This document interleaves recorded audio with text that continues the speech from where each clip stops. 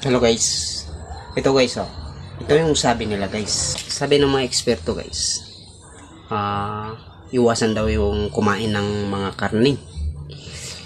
Kasi mataas sa kolesterol, nakaka-high blood.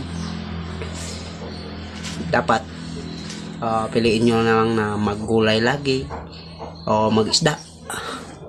Pero huwag kayong maniwala dun guys. Kasi sa akin, sa paniniwala ko guys, hindi talaga nakaka-high blood yung karne. Araw-araw karne. Hindi ka ma-high blood doon guys. Ang totoong nakaka-high blood guys, ito. Ang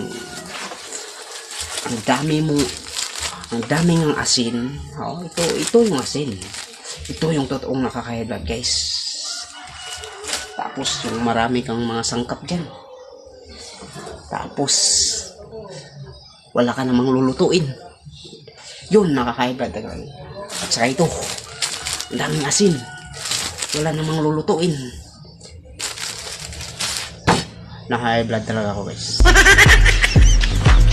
Tumataas yata yung dugo ko. 100 over 180 over 200.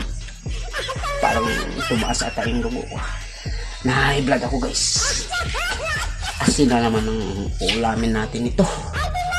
Nakaka-high blood talaga.